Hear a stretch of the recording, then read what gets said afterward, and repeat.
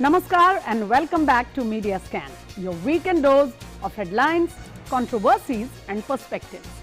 A roller coaster news week this was. We started with the shocking news of our intelligence agencies busting a sinister terror plot from across the border. But towards the weekend, the country joined together in all kinds of humanitarian activities to observe and celebrate the birthday of Prime Minister Narendra Modi.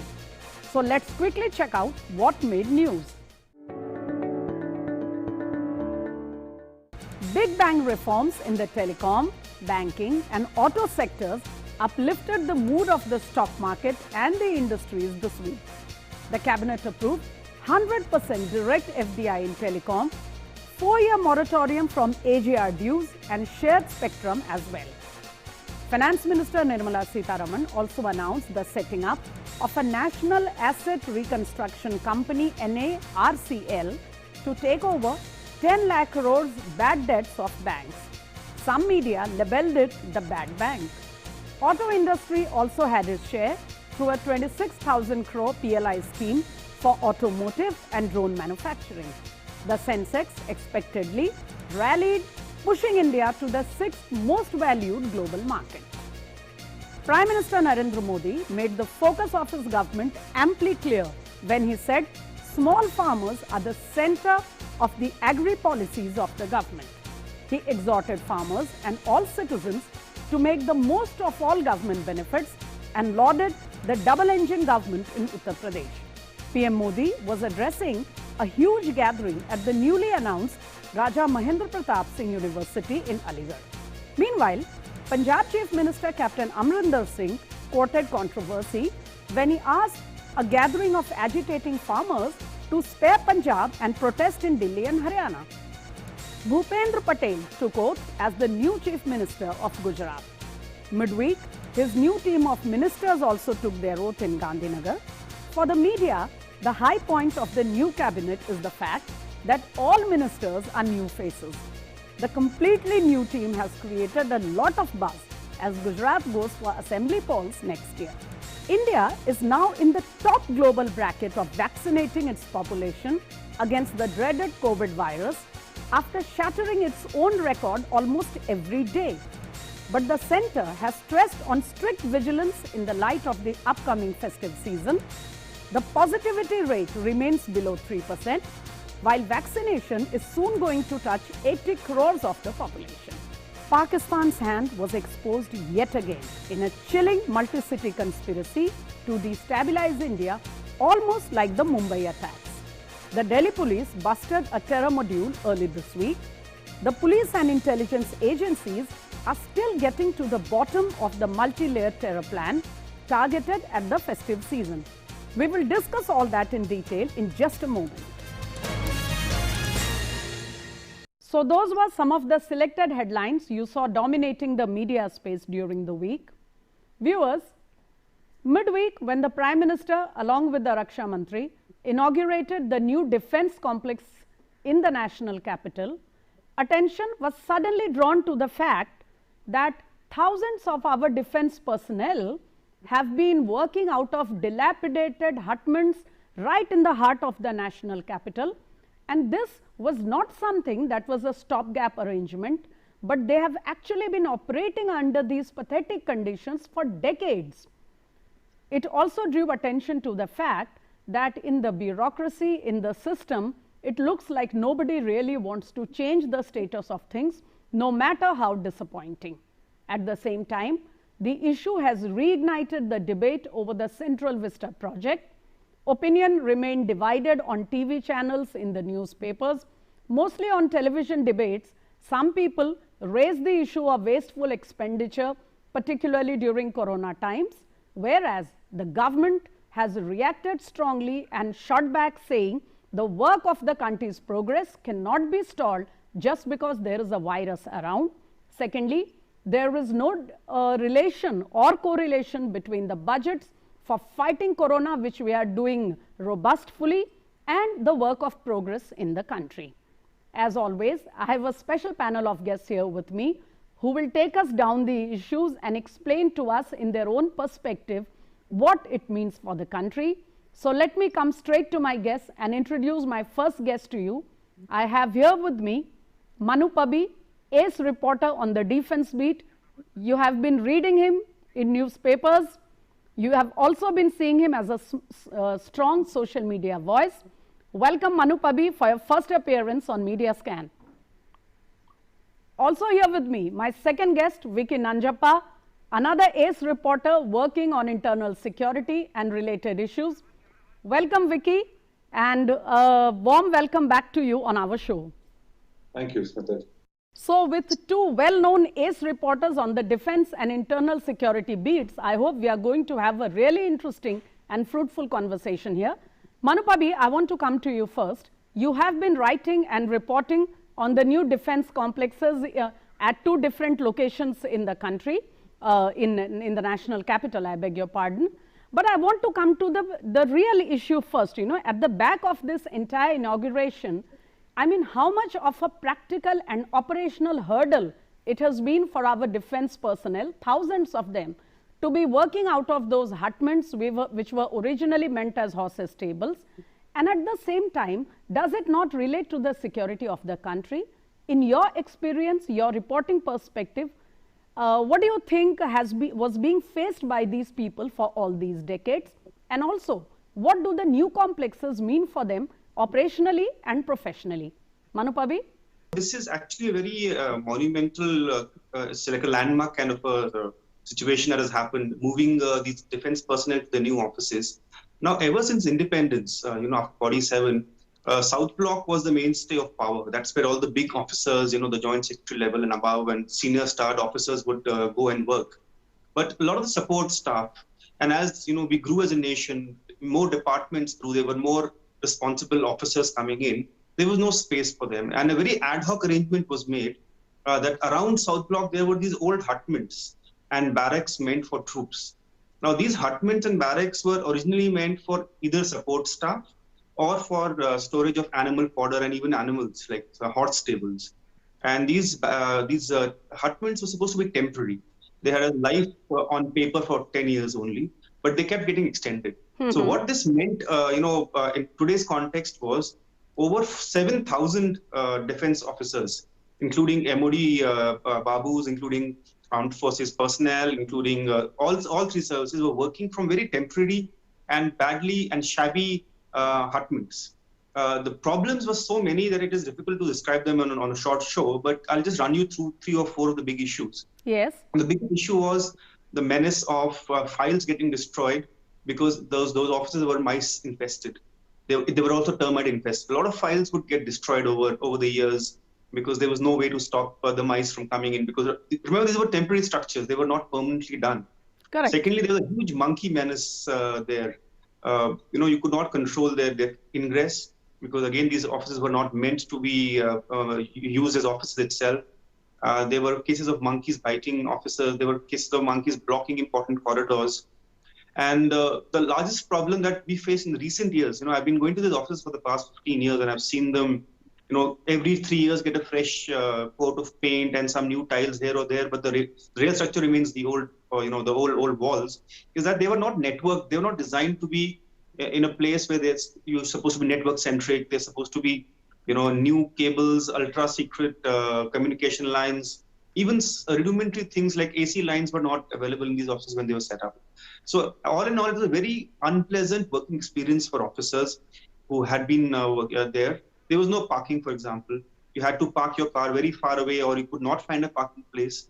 And the biggest problem that some of our hardworking officers would face was whenever you had to move an important file, you would have to physically go to the office of the next guy to make sure that the process is going on. And at times, it would be difficult to find those persons. I get your point, Manu, and allow me to interrupt you here. But as you said yourself, you have tried to put it in very few words, the long list of hazards, the operational problems, hurdles that our personnel had been facing. And I want to bring in Vicky Nanjappa here before I come back to you on that issue of ad hocism that you just raised. But before I put my question to Vicky Nanjappa, can we just listen to the Prime Minister of what he said about the government's vision while inaugurating the defense complexes?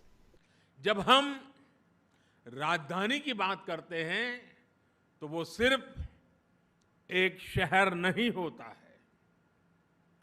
किसी भी देश की राजधानी उस देश की सोच, उस देश के संकल्प, उस देश का सामर्थ्य और उस देश की संस्कृति के प्रतीक होती है। आज जब हम ईज ऑफ लिविंग और ईज ऑफ डूइंग बिजनेस इस पर फोकस कर रहे हैं तो इसमें आधुनिक इंफ्रास्ट्रक्चर की भी उतनी ही बड़ी भूमिका है। सेंट्रल विस्टा से जुड़ा जो काम आज हो रहा है उसके मूल में यही भावना है। Vicky Nanjappa, I just want to ask you, Manu has given us a very good word, to carry on the conversation. So taking off from where he left it about this ad hocism, seeing the condition under which our officers and our defense personnel had been operating, what do you think it tells about us as a nation when our people, are taking care of the security of the country, have to operate under such conditions and not for a short period or a stopgap, but for decades? At the same time, what do you think lies behind this ad hocism? Is it just bureaucratic inertia? Is it lack of sensibility on the part of the policy makers? Or is it just, as we say, the chalta hai attitude? Vicky? I think, Smita-ji, Manu's covered everything very well, in fact. So, I spoke to an officer today and then he said that, any sensible person would have done this. Number one point. See, the officers are all scattered all over the place. The existing hutments are not, it's really, upsetting to see that, people working in such an important sector have to live in these kind of conditions, as, Manu pointed out. The monkey menace, and, to control the monkey menace, you have these Sarkari langurs coming in to frighten them. I've seen them personally happening there. That is another thing. Also, one more thing, you can't have all these officers, scattered all over the place. If you come right from South Avenue, you'll see all these hutments and things like that. So this had to happen someday. And it was actually, it felt good that, you caring about, these personnel and, there's also these security issues, when they're scattered all over the place, they need to be together at a safer place. All these things, come to this one, come to mind, when you talk about these. Exactly. So that is one thing. And of course, what is the harm in providing a modern, secure and functional working space? That's another thing. And of course, you see the defense sector is so important, and if you make them live in such conditions, which means you're being completely insensitive. I'm not only saying about defense. Nobody should live in such a condition. So basically, as you pointed out, a chalta attitude, it's going on. Let's go on as and when. Criticism is there in plenty. That is, it's a job of a particular section. But definitely the most sensible thing to do today, keeping in mind a lot of aspects, logistics, security, etc., those things. Right. So let me bring back Manu here briefly. Manu, you heard Vicky just tell us about the security aspects of the whole situation, and you have also thrown light on it. So coming back to my old question, what lies behind such, criminal ad hocism, if I may use the word, and why do you think the entire Central Vista project, I am mentioning the Central Vista project because this redevelopment project is a part of the, the entire gamut of plans. So my point is, would you also consider it wasteful expenditure, as some people have given the argument, or do you think this was long overdue and it was high time we went ahead with it? Firstly, I would want to emphasize the point that Vicky made on the security part. That's a focus which is not really taken up by a lot of people, but that was a real big problem in these offices because they were scattered all over the place. Coming to your question on why the situation remained like this for so many years, I think there are multiple reasons for that. One was of course this chalta hai attitude. These things is on, so why should we spend more money to do different things? But I think the real reason that lied behind these offices not getting upgraded and moved away was that the power center, people who were really making decisions, the senior officers, the politicians, they never thought of the officers, who were in these smaller places, because they had their nice big offices in South Block, in the North Block, in other areas, but people, they didn't have any stakeholders who wanted to change what was happening for these officers in these hutments. So they didn't have a champion, basically to ensure that they get a better place. Understood. And other big problem that no one realized, I think, over time was that these offices were actually a very wasteful use of space. They were spread over 50 acres of land right in the prime of Delhi, and they were single-storied, sprawling, a lot of wasteful way of construction. So I think no one ever thought of getting riding the big elephant, because this required a major decision. It was So it are you required saying, multiple ministries coming Manupabi, in. are you saying that instead of wasteful expenditure, going for this new complex is actually rationalizing the expenses and saving revenue for the country?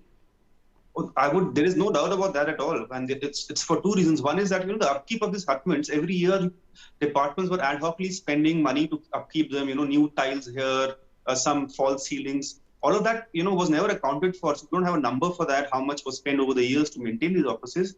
But that was a huge waste of expenditure. And secondly, the land not getting utilized for government work, that is again, they were not realizing the value of that, because these were spread across such a large area, and you were not optimally utilizing the real estate available there.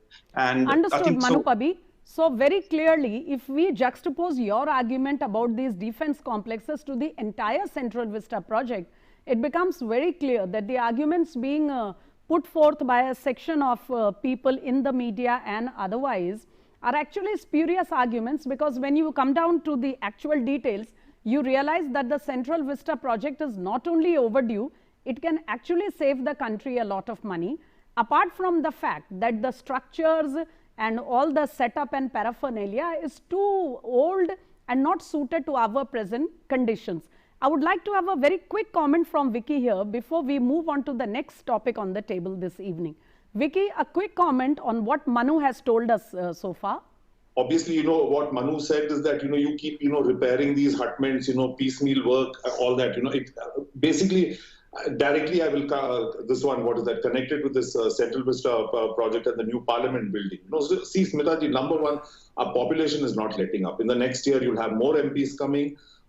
It's a very old building. You need more offices. You don't have space for party offices. Ours is not a US system where we have two political parties, basically. We have 40 of them. We need to provide them space. And we all know how much, with an old building, you can't keep tinkering with it all the time. Even if you raise it down and bring it up also, that is not kind of working out. And of course, it is a capital city, a symbol of the country's ideas, promises, capability and culture, It's easier said than done. Now, what I think is that, this is important, as important as the defense complexes. So what I'm saying is the problem begins like, should we spend on COVID? Should we spend on this? You can't interrelate every issue. You can't, just shut down the country and say we'll manage only COVID now. Everything has to go on. These are very, very important issues. Yeah. Vicky, allow me to interrupt you here, because I also want to involve you into the next subject that I wanted to bring in for our discussion this evening. Viewers, you have been reading and watching on television, following on the digital media very keenly about all those chilling details and exposes that are coming out ever since Delhi police nabbed a group of persons from different corners in the country who, we are being told, were planning a terrible or maybe a series of terror attacks in the country in the upcoming festive season.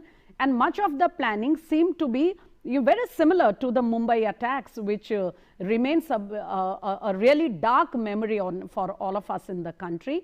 And the thread of this conspiracy goes straight back to Pakistan, to the Dawood, the group of people operating with Dawood Ibrahim is what we have been told.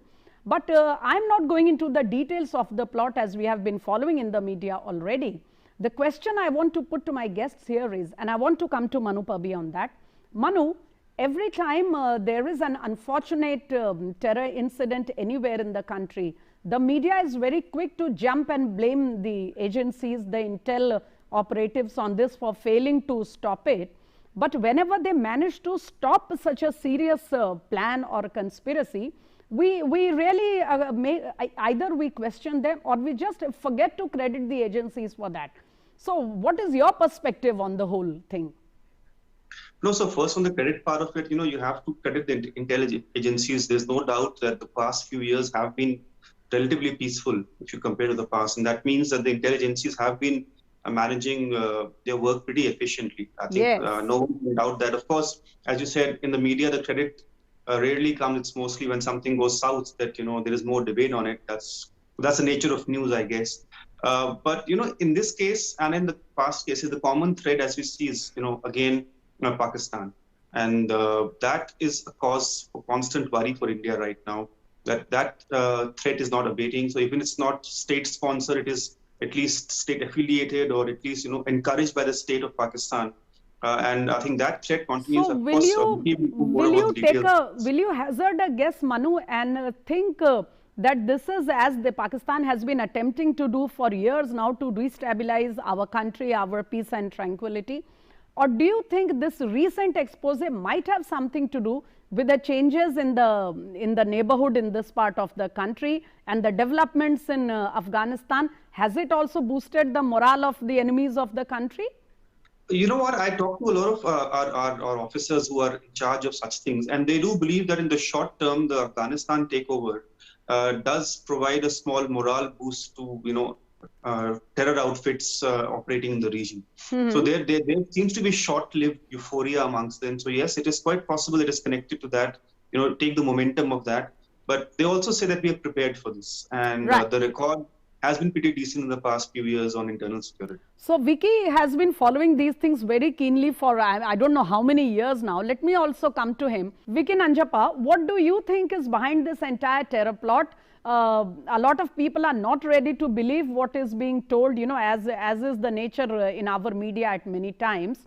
But I have read your stories on this lately, this whole week. What is your take on the entire the scheme of things that has come out? Yeah, I'll tell you very briefly, Smita. When you write a first copy on internal security, they say that, the cops need to get it right every time and the terrorists need to get it right just once. Okay, so that is one part of it. And of course, one thing is that, there's been a lot of media debate around that, Jaish-e-Mohammed or Lashkar-e-Taiba will use Afghan soil to launch attacks on Yes. Okay, now Pakistan always looks for a deniability factor. And ever since the fall of the Indian Mujahideen and Simi, they don't have homegrown outfits. So this was one more way of, trying to grow a homegrown outfit so that, every time there's an investigation, say, no, they were your people, that like what they did in the case of the Indian Mujahideen. That's one part of it. And, coming to the criticism of the forces or the police, who do such a brilliant job. 26/11 happened. We in the media were very, very quickly to blame the intel failure. Then what happens is that the boat comes into Gujarat and then they shoot down the boat. Heavy media criticism around it. But the question is, what if that boat had had people, who are planning something big like a 26/11? It'll be the agencies only who get blamed. So, this is not the thing. You can't keep, question everything. There are courts. There is a due process. So Vicky, allow me a very quick question, because I have actually very little time left on the show now.